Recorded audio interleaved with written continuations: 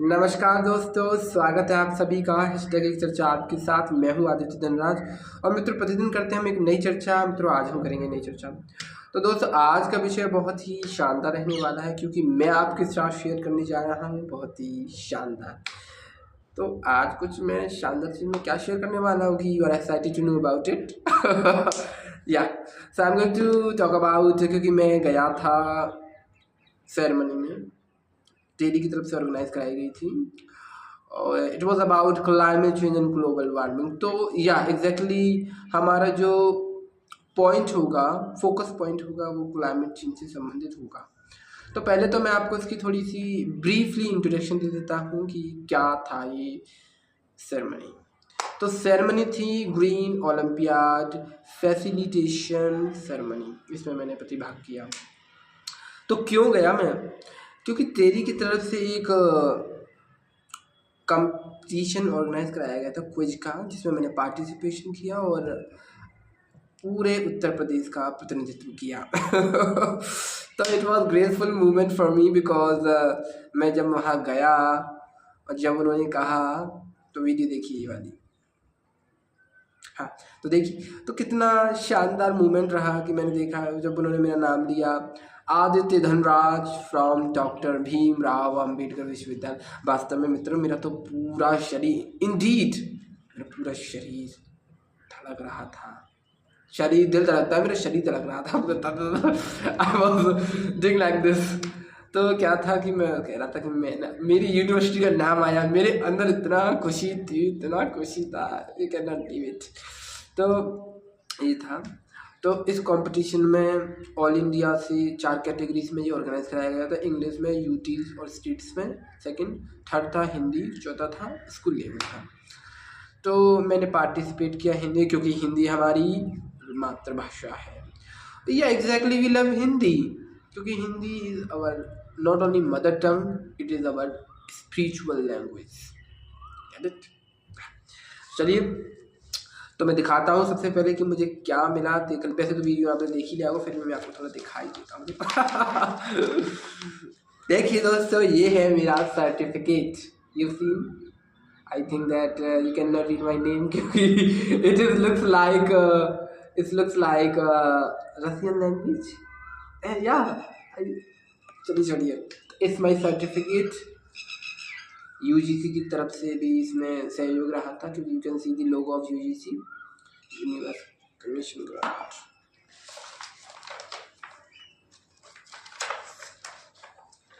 या it was diary है दोस्तों।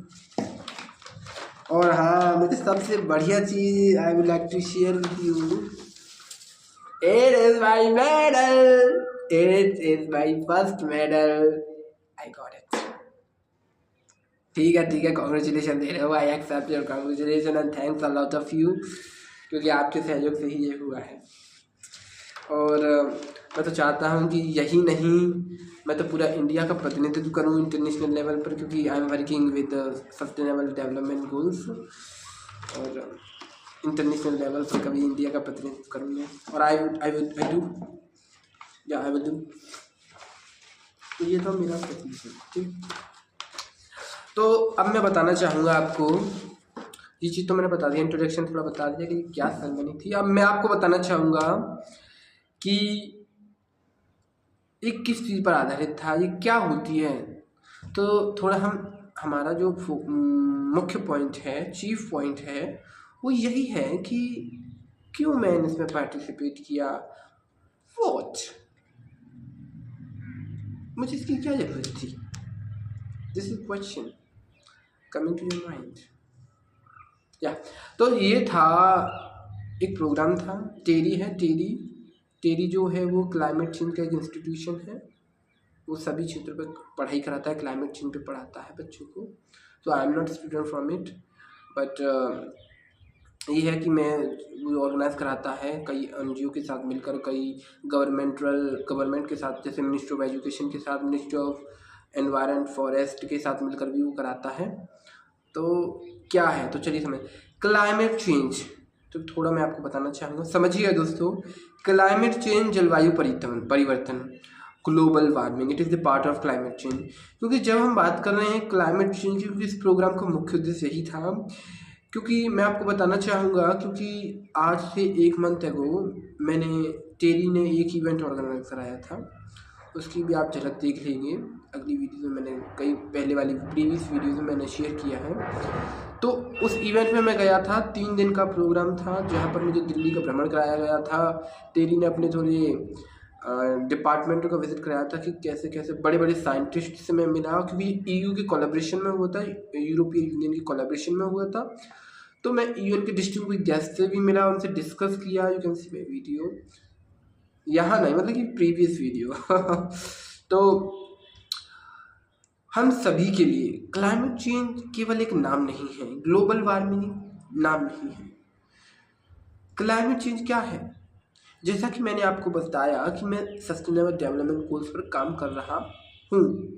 और सस्टेनेबल डेवलपमेंट गोल्स ये क्या है, डू यू नो? चलिए, आप नहीं जानते तो मैं थोड़ा आपको ब्रीफली इसका इंट्रोडक्शन करा देता हूँ कि sustainable development United nation, do you know? अब आप कहोगे यूनाइटेड नेशन क्या, तो मैं इसका भी थोड़ा इंट्रोडक्शन आपको दे ही देता हूँ कि यूनाइटेड नेशन, यूनियन, इंग्लिश तो थोड़ा जानते ही होंगे, well I am speaking, sorry, United nation यानी कि एक देश का समूह, एक यूनाइटेड यानी यूनाइटेड एकता। तो 193 कंट्रीज का एक ये ग्रुप है जिससे हम कहते हैं यूनाइटेड नेशन। विश्व की सबसे एनरिच कंट्रीज के साथ कनेक्टेड हैं और यूनाइटेड नेशन का गोल है कि संपूर्ण विश्व में शांति, सुरक्षा और समृद्धता को बढ़ावा देना।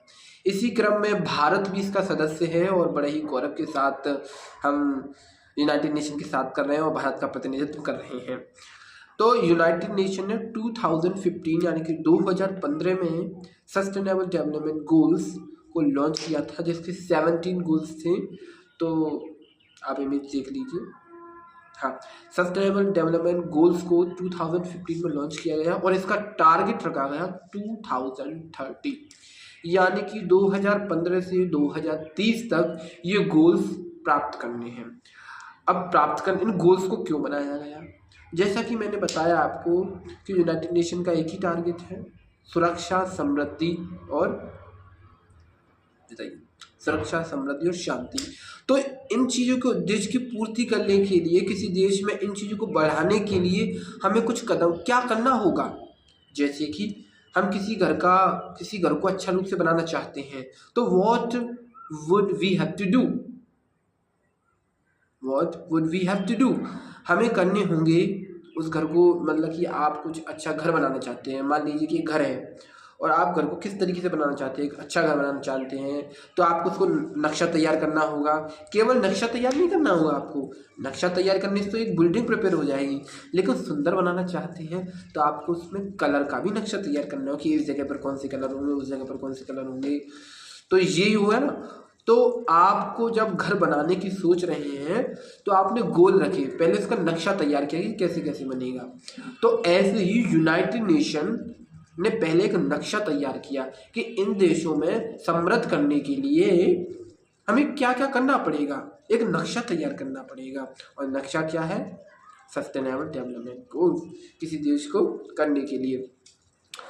तो उसी कड़ी में सस्टेनेबल डेवलपमेंट गोल्स को 2015 में लाया गया और 2030 तक इसका रखा गया। यानी कि एक घर को बनाने के लिए किसी को कॉन्ट्रैक्ट दिया गया कि आपको कॉन्ट्रैक्ट दिया जाता है कि आप इसे 1 साल में घर को बनाइए। तो ऐसे यूनाइटेड नेशन ने सभी देशों को ये आदेश दिया कि सस्टेनेबल डेवलपमेंट गोल्स को अपनाइए और अपने देश को विकसित देश बनाइए।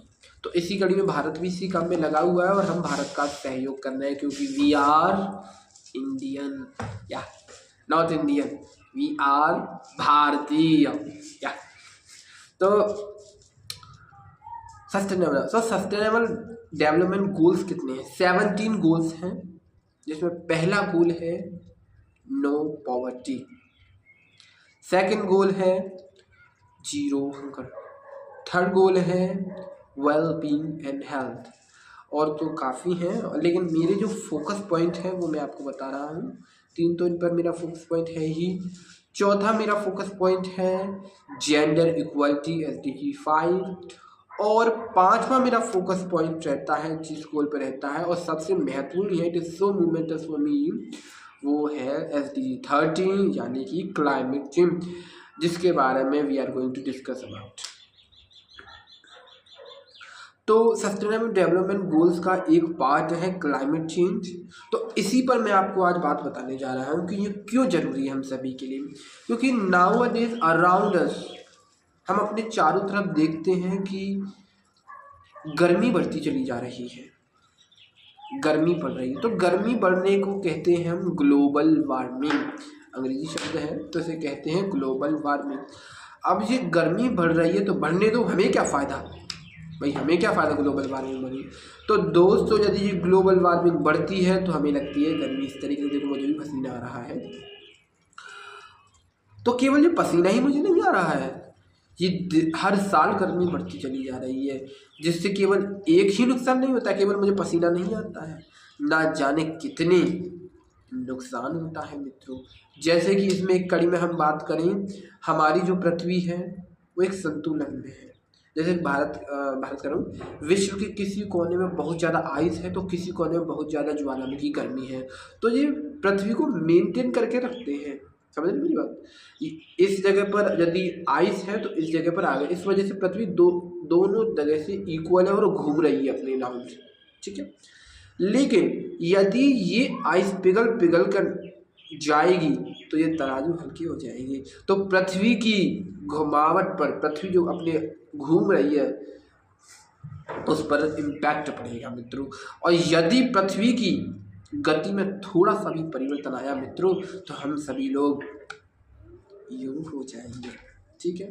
It is very special point, ठीक है। सेकंड मैं आप सभी को बताना चाहूँगा कि यदि आइस पिघल पिघल के पानी में जाएंगी तो नदियों का पानी बढ़ जाएगा, और जब नदियों का पानी बढ़ जाएगा तो एग्जैक्टली क्या होता है जी, फ्लड, बाढ़ की समस्याएं आ जाती है। और जब बाढ़ की समस्याएं आती हैं तो गांव डूब जाते हैं, फसल खराब हो जाती है, ना जाने कितने बॉडरेशन हमारे आगे चैलेंजेस खड़े हो जाते हैं। और तीसरा मैं आपके साथ शेयर करना चाहूँगा कि जब आइस पिघलती है तो समुद्र का सी लेवल बढ़ता है, यानी कि समुद्र का पानी का स्तर बढ़ जाता है। क्योंकि यदि सी लेवल बढ़ेगा तो, क्योंकि आप भी जानते हैं कि विश्व में यानी पृथ्वी पर 70% पानी है और 30% धरातल है। यदि पानी बढ़ेगा तो धरातल वाला हिस्सा कुछ डूब जाएगा, तो इस वजह से ये हमारा तीसरा सबसे महत्वपूर्ण चैलेंज खड़ा हो जाता है। चौथा मैं आपके साथ शेयर करना चाहूँगा कि यदि आइस पिघलेगी तो क्या होगा, चौथा कारण। तो चौथा कारण मित्रों यहाँ ये आ जाता है कि, अरे मैं क्या बोल रहा था अभी, जस्ट वर्ड आई सोलो से, तो मैं भूल गया यार सर।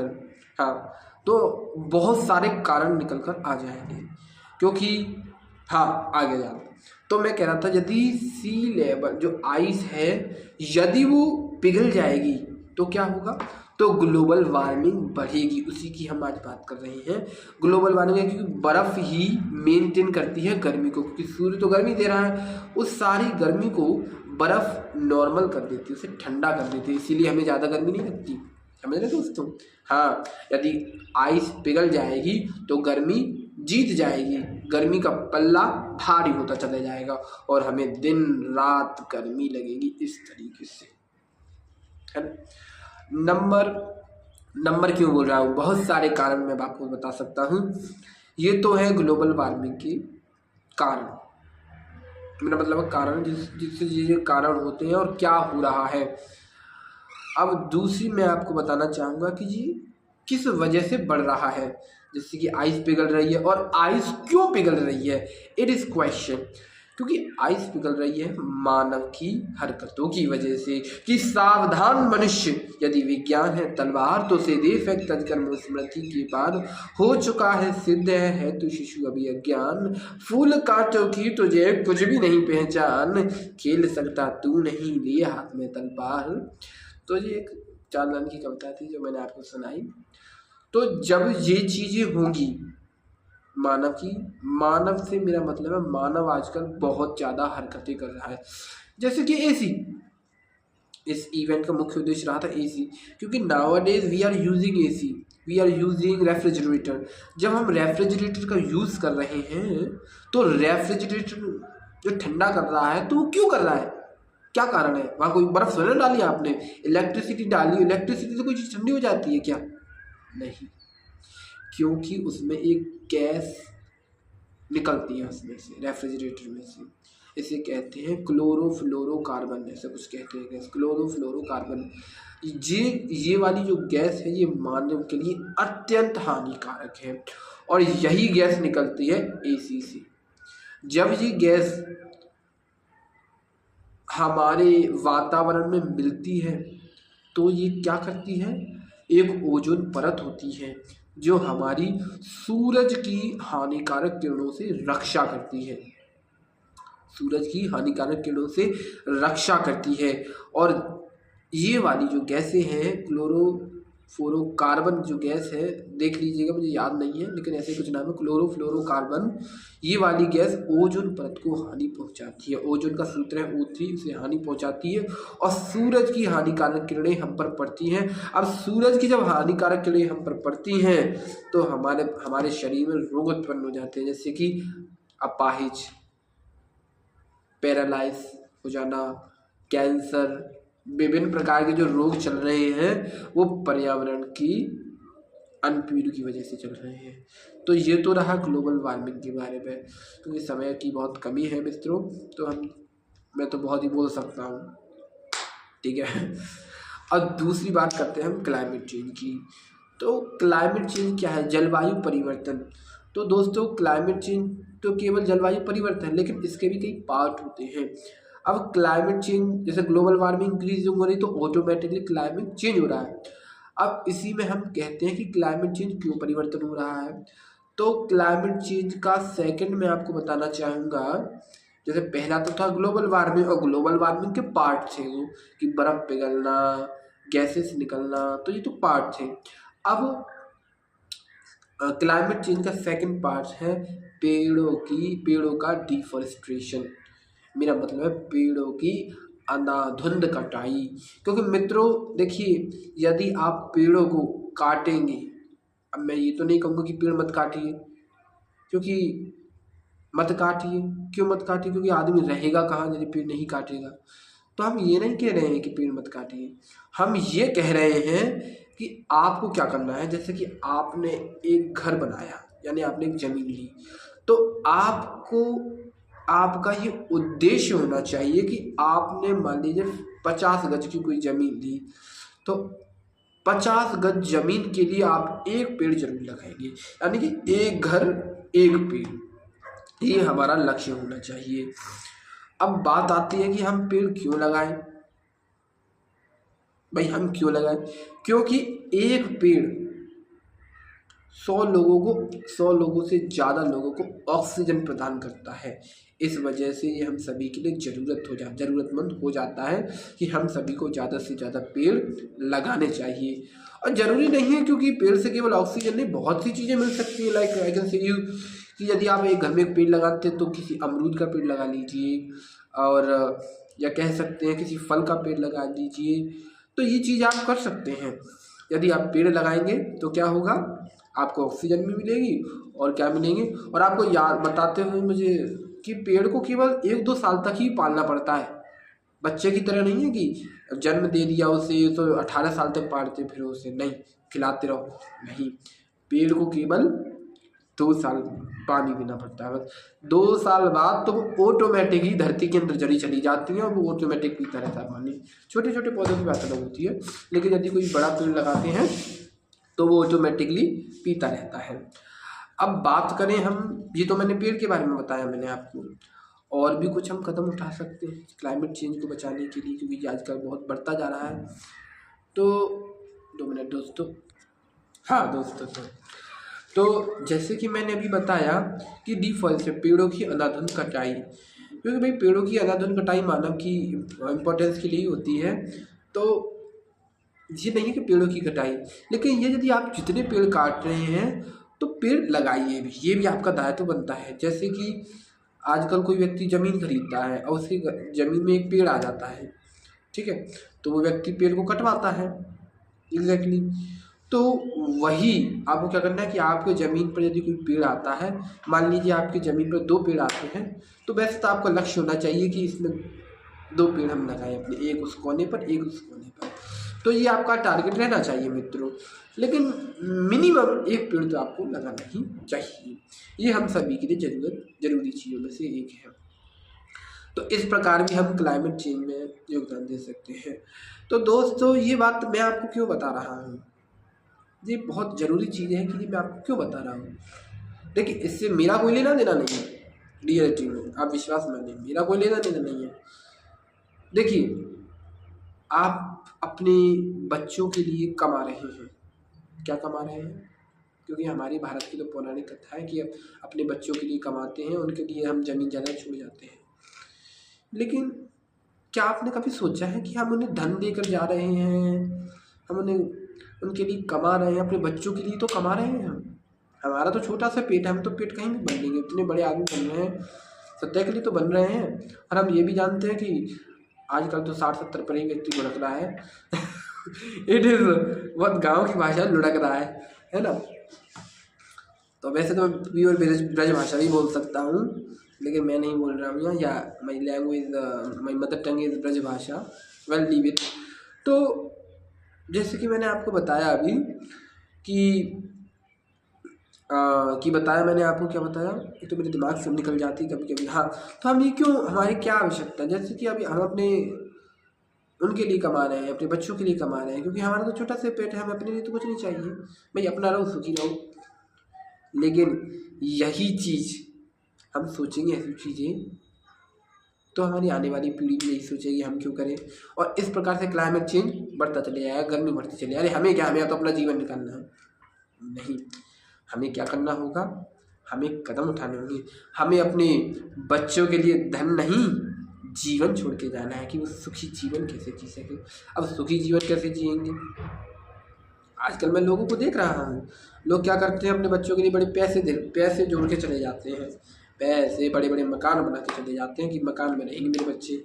लेकिन बच्चे ऐसे नालायक निकलते हैं कि उन ज़मीनों को ही बेच के खा जाते हैं या कुछ कर नहीं पाते।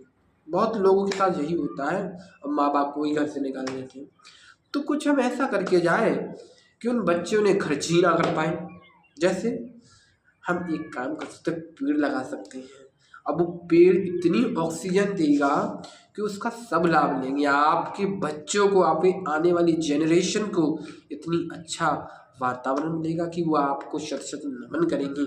जब भी आपके घर एक पेड़ देखेंगे कि ये पेड़ हमारे पिताश्री ने लगाया, ये पेड़ हमारी माताश्री ने लगाया, तो ये हमारा लक्ष्य होना चाहिए।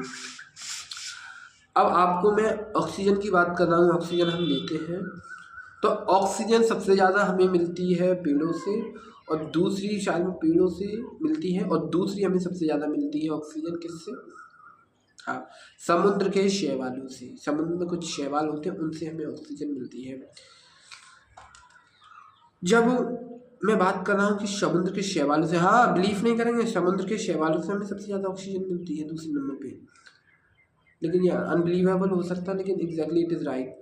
तो हमें क्या करना है, हम शैवाल को सुरक्षित, शैवाल भी खतरे में आ रहे हैं, केवल शैवाल भी नहीं, और भी जीव जंतु हैं जो हमें, मतलब समुद्र के जीव जंतुओं से हमें बहुत ज़्यादा ऑक्सीजन मिलती है। मुझे नहीं पता शैवाल, लेकिन मुझे इतना पता है कि समुद्र के जो जीव जंतु हैं उनसे हमें बहुत ऑक्सीजन मिलती है। शायद मैं कह सकता हूँ कि पेड़ पौधों से भी ज़्यादा ऑक्सीजन मिलती है। यू कैन नॉट बिलीव, लेकिन इट इज़ ट्रू, ठीक है।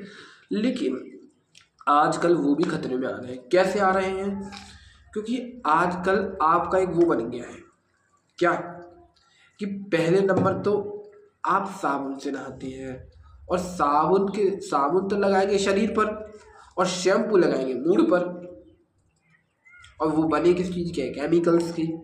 अब वो सारा केमिकल चला जाता है ड्रेनेज में, और वो ड्रेनेज मिल जाती है आपकी नदी से। जब ये चीज़ हो रही है, जब वो ड्रेनेज नदी में जा रहा है और आपका केमिकल वाला शैम्पू पानी में मिलकर नदी में जा रहा है और वो नदी जा रही समुद्र पर और वो सारा चीज़ समुद्र में मिल रहा है। आज भारत की सारी नदियाँ प्रदूषित हैं, कोई भी नदी आज शुद्ध नहीं मिलेगी, क्योंकि पहले के लोग नदी से पानी पिया करते थे। आप तो नदी देखिए, यमुना का भी क्या हाल है। ठीक है, तो ये चीज़ आपको बहुत याद रखनी है कि मैं ये नहीं कहूँगा साबुन से मत नहाइए, पहले तो ये कीजिए कि ट्राई कीजिए कि बहुत ही कम साबुन का प्रयोग हो, क्योंकि सच बताऊँ ये सब पोप लीलाएँ हैं, सब बेवकूफ़ी जैसी बातें हैं कि लोग कह रहे हैं ना भाई सबको बिजनेस करना है कि शैम्पू से नहीं नहाओगे तो तुम ये हो जाओगे, काले पड़ जाओगे। अरे बेवकूफ़ हो, अंग्रेजों के देश में चले जाओ 2-3 दिनों तक नहीं नहाते हैं, पता है आपको। हाँ, अंग्रेजों के देश में चले जाओगे वो 1-1 हफ्ते तक नहीं नहाते हैं, तब भी तुमसे गोरे हैं, तुम तो तब भी काले हो तब भी तुम रोज़ नहाते चले जाते हो। तो नहाना तो रोज़ चाहिए, लेकिन साबुन का उपयोग बहुत कम करना चाहिए, हमें शैम्पू का उपयोग बहुत कम करना चाहिए। ज़्यादा से ज़्यादा हमें मुल्तानी मिट्टी का उपयोग करना चाहिए। देखिए आप विश्वास नहीं करेंगे, मैं तो मुल्तानी मिट्टी का बहुत उपयोग करता हूँ। लोग कहते हैं अरे बड़े लड़कियों की तरह शौक लगता है, लेकिन लोगों के कहने से क्या होने वाला है, क्योंकि मुझे तो अपनी संस्कृति के लिए कार्य करना है, मुझे तो अपने आने वाले भविष्य के लिए काम करना है, आने वाली अपनी जनरेशन के लिए काम करना है। तो वही वाली बात हो गई। एक स्टोरी मैं आपको बताना चाहूँगा कि 2 व्यक्ति थे, एक व्यक्ति ने साइकिल खरीदी और एक व्यक्ति ने खेत खरीद लिया। और उस समय साइकिल की बहुत ज़्यादा डिमांड थी कि साइकिल वाला बहुत व्यक्ति वो माना जाता था राजा महाराजा सा। तो 10 साल समय गुजरा तो उसने साइकिल वाले की तो साइकिल खटारा हो गई और साइकिल हो चुकी थी 10 साल तक कॉमन, अब आ गई थी ब्रांडेड चीज़। और उसने जो ज़मीन खरीदी, ज़मीन की कीमत बढ़ गए। अब दोनों के एक बच्चे हुए। अब साइकिल वाले की साइकिल तो खराब। अब आदमी उसे नहीं देखता कि तुम्हारे पिताजी राजघराने से रहे थे या तुम्हारे पिताजी वो रहे थे, वो कोई नहीं देखता भैया कि तुम्हारे पिताजी राजघराने, तुम्हारे पिताजी राजघराने से रहे होंगे, तुम्हारा कोई मतलब नहीं है। तुम्हारा वर्तमान का स्टेटस क्या कहता है।